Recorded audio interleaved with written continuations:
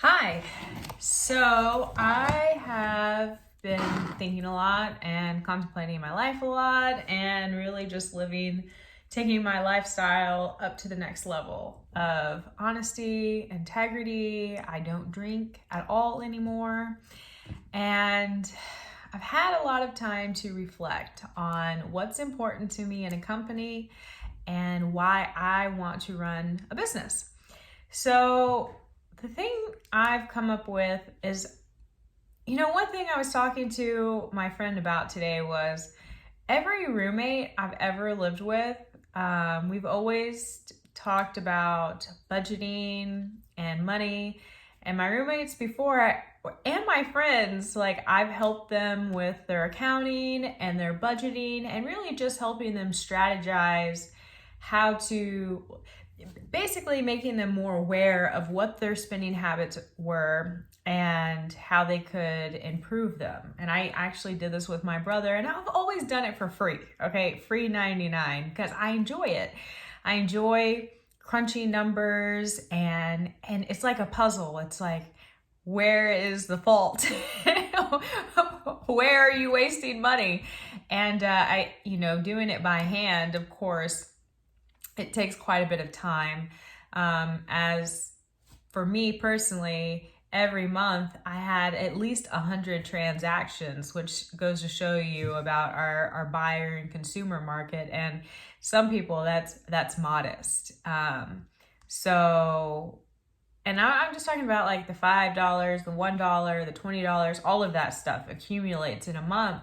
For me, around 100 transactions. And so categorizing all of that is a lot of fun, okay? And I enjoy people saying, hey, look, your entertainment budget is like 25% of your income instead of the 5 or the 10% that it should be. And I know these numbers like, 25 versus 10, it's huge. It's a huge amount. And so I've already started thinking about, well, who would be my target market? And I'm thinking, why not it be me? Or people within my, not category, but demographic. There we go. I'm 32, I'll be 33 in a little less than a month, and I have no children. And even my friends who have children, who are in my range, I would say between 25 and 35 is kind of where I'm looking to help women who, honestly, we women, we like to spend. We're the online shoppers. We like the knickknacks and we're the big shoppers. So I think that's great. And then also minorities, why not? I'm a minority, so, and not just a woman minority, obviously, I'm brown. So women minority would be my niche. And of course, expand from there, because I know everyone wants to help everyone, right? But you have to start somewhere, okay? And that's the thing. And then I know you have to keep it simple. And I was thinking, oh my gosh, if I start helping people, because a lot of the issues that I see with people, and maybe it's just my group of friends and associates, are people eat themselves poor. Okay, what does that mean? It means that they eat out so much that it eats into their savings, and I don't mean just eating out, I mean they're drinking and eating out. So you might spend $10 on your meal, but you spent $20 on your drinks. So that's a thing. And I'm not saying you can't do that. I'm just saying when you do it a lot, then it becomes a problem on your pocketbook. And anyone who is a regular at the bar will tell you that they pay a lot in their entertainment bill. And I'm not saying that you're not allowed to live your lifestyle. That's not the thing. The thing is my goal is to help people where they're at. Come as you are, and we'll help you move forward. It doesn't matter where you come from. We're here to help you grow. And being more aware of your spending habits and having an easy way to look at that, I think is a great way to do that. And then I started thinking, well, if a lot of it is eating, I love eating healthy and I am passionate about the quality of my food. I am not vegan or vegetarian, but I eat a lot of vegan food. Today, I had yogurt and banana, and dairy-free vegan yogurt and banana, and berries for breakfast. And then I had chickpea patty with zucchini and something else.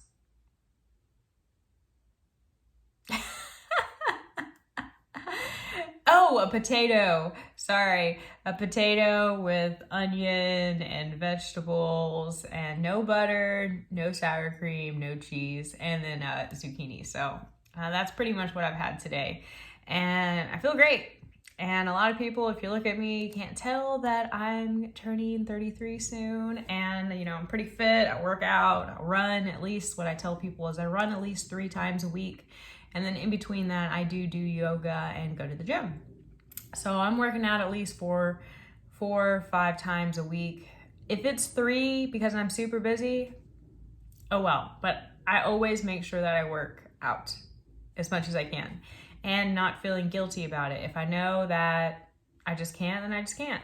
And that also goes into me working on my morning schedule. My goal for Lydia's perfect life is to have a set morning schedule of workout and read and meditate and pray. Okay?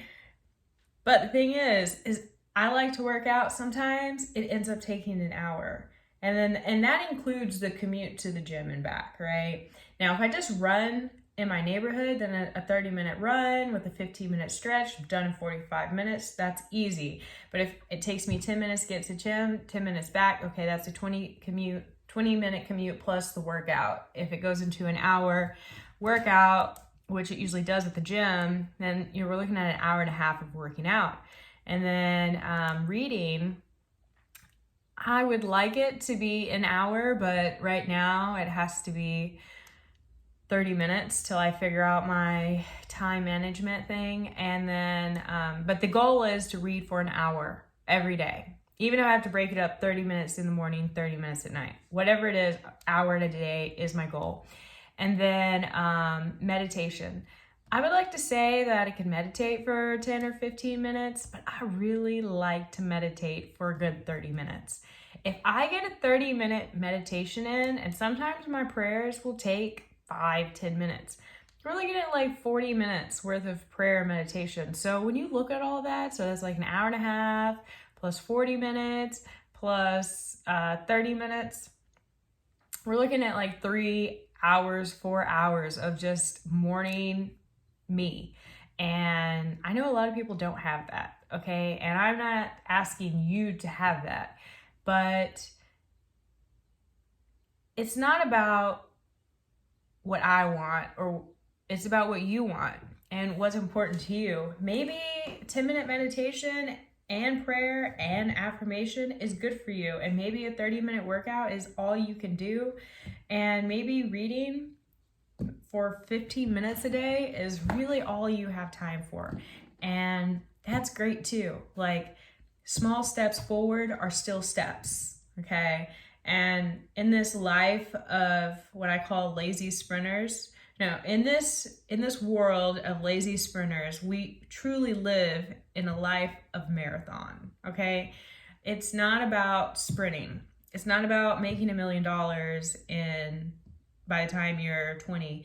It's not about becoming super successful and retiring by 30. It's not about whatever society is telling you it should be. And this is one thing that social media is making us feel like the fear of missing out, like we have done something wrong because we don't have everything that we want right now. And that takes me back to enjoying the journey, okay? I lost that. I did. I'm like working on not being ashamed and regretting the past, but I lost my love for the journey for a moment. I had a really moment in my life. And instead of being like Tony Robbins, where he had a terrible life and he just said, I want something more for myself, I paused. Paused is be very modest. I was very self-destructive, self-pity, self-loathing for like 7 years. Let's see, 22 to 28, 6 years. 6 years of that. And then still kind of bitter from 28 to 30. So whatever your journey is, and if you pause, okay. So, I mean, you could technically say, okay, well, I paused at 22 and I'm 32 now, so I took a 10-year break, but I didn't really break because I've been on this journey since I was 28. And so, you know, I've been on the journey to become an entrepreneur since I was 28 and I'm 32. And 4 years of failure, guys. 4 years. I've tried to start a food truck. I've started a women's group. I had my own business as a personal chef. I tried to sell CBD. I was interested in selling this multi-level marketing product. I don't even remember what it's called. I was in roofing. I was in home health care. I was a house manager and a personal assistant. So I've done a lot of things, okay? And none of them panned out the way I wanted them to pan out. If you're a caregiver, or if you're in roofing, or if you're a personal chef and these things work for you, more power to you. But as Jim Rohn says, if you run and it's in the wrong direction, you'll figure out quicker than if you sit on the fence or if you walk there. And I've been running, I guess you could say, for 4 years. And I don't want to say that I regret any of it, because I've learned experiences from every single one of those things. Like, make sure your investor has enough capital, or make sure your company has integrity, or make sure you're doing it for the right reasons, or, you know, just because you're good at something doesn't mean you should stay in it. And just lots and lots of life lessons that I've learned. So, you know, they say it's not a failure, it's just starting over again with more experience. And that's how I look at myself, because I keep restarting, and I'm not just restarting. As you can see over here, that's my bookshelf, and this also is my bookshelf. And the thing, I'm not sitting here to brag, because bragging, I still don't have like a business right now. So it's not about bragging. What it is about changing the level of your understanding and expanding your knowledge. So Einstein said, you can't solve the same problem. You can't solve the problem with the same level of thinking that created it. And then he also said something about knowledge isn't everything, but knowledge gives you the power to understand more about life, okay? And it does, okay? Knowledge is not power. Knowledge is potential power, as Jim Kwik, and I one day hopefully will be able to take one of his courses. I've already read his book, Limitless. It's great. And I'm not going to go into all the books, but his is great. And just really trying to expand my mind and my experience on everything, and not judge myself and beat myself up because I'm not where so-and-so is on social media. I'm not this 20-year-old Asian guy who has made $1 million in sales. Also, when someone says they've sold $1 million in sales, it means they've sold $1 million. It doesn't mean they profited $1 million, unless it's 100% revenue, like margin, like a digital product. Usually they've made about 10 or 20% of that. But I mean, if you made 200,000 off selling $1 million worth of product online, go you, okay? I'm not hating on that. And I'm not hating on if you are a 20-year-old who figured out how to make money on the internet. I'm just saying, comparison does you no good. And I'm personally not a hater. So if I have a friend who's doing well, I'm like, yes, go you. Please do it for all of us, because I'm not on this wealth is limited. Wealth is abundant. There is more wealth on this planet than there ever has been. And I was talking to this about my friend about how I was like, if there's like 10,000 castles in Germany alone, why aren't there like 10,000 billionaires? And we started discussing, well, my cell phone, okay? Or let's use a car. Your car has 200 horsepower. The king himself did not have 200 horses for his one chariot and then have 1,000 chariots. You know, he had one or two, maybe 10, okay, but not 200.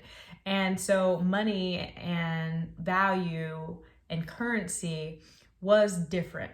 And gold and gems and stuff was different, of course, but it weighed a lot. So you could get taken over and get stolen. And so I was like, okay, interesting. Still debatable on Forbes says, or Google says there's 2,700 billionaires on the planet, but I think there's a lot more than that. I have a hunch there's a lot more. But again, I'm not trying to be a billionaire.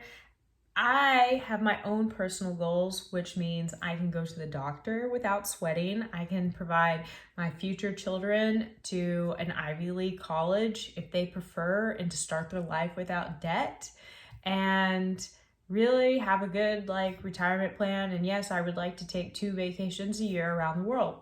I mean, at least I know what my goals are, right? And, go to the dentist. Of course, like anything health related, have a nice home. I don't really care about cars. I don't really care about clothes. I don't really care. I do care about high quality electronics. So my Apple phone and my Apple laptop are great. And I will always love them. And I love technology, but again, I'm not overwhelmed with technology in my house. I spend probably $50 a month on books, and I'm cool with that. One day, I hope to have a grand library full of all these books that I've read, some books that I don't read, but are for others to read, but one wall of just books I've read. And then, the rest of the library just, for other people and other interests, and really just have it and to have it digitalized just in case it gets burned down, because, they're paper. Maybe they won't be paper in the future. Maybe they'll be something else other than plastic and paper. And I'm not going to get into the climate crisis and all that stuff, because I want to help where I can help, and I can't fix the world and do everything at one time. Even though I like Daniel Pena and I don't always agree with everything he says, that's the beauty of things. You don't have to agree with what everyone says in order to respect them. And I like what Daniel Pena said is, make some fucking money before you try to save the fucking world, because you can't save anything if you don't have any money. And I really like that, because hippies and environmentalists have been trying to save the world for a long time, and they haven't had a lot of pull.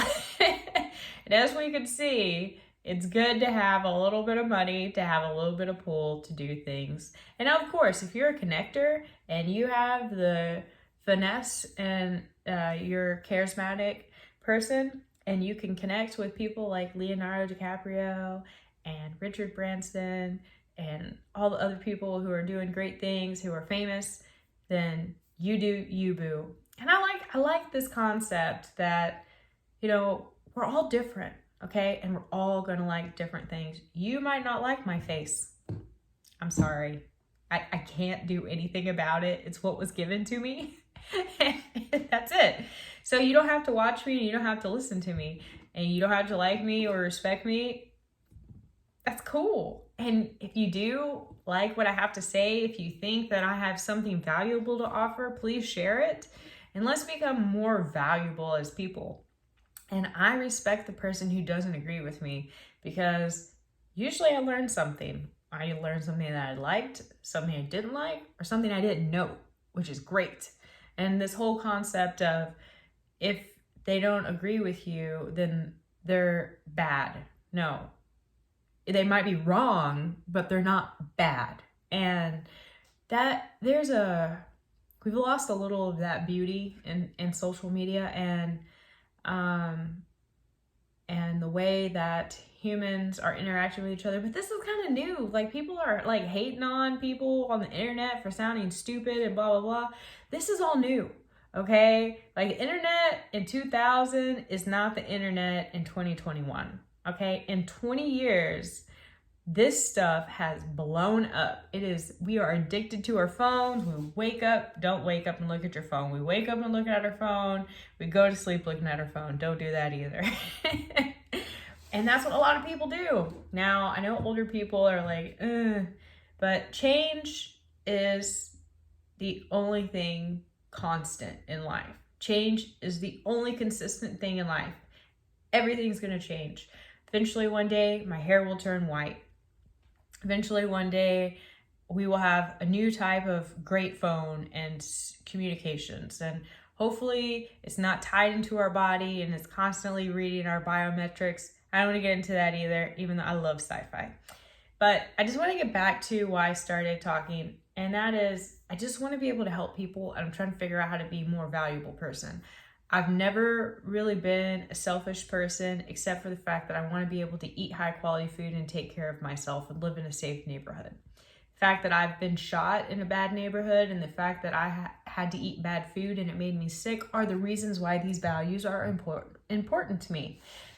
These values may not be important to you for different reasons, or they may be important to you, again, for different reasons. So, and thank you for listening. I know this video is long and I'm going to get better because I have to get more comfortable with the camera. Even though I seem confident, I'm like a soft, shaky marshmallow on the inside. And please comment below and let me know what your feedback is. Like, how do you feel about a financial advisor? Would you like one to see where your money is actually going to help you build wealth in the future? You tell me how you feel about how much you spend on eating out, how you feel about nutrition, how you feel about what types of nutrition is important to you and why. Anyways, guys, thanks for listening. Talk to you later.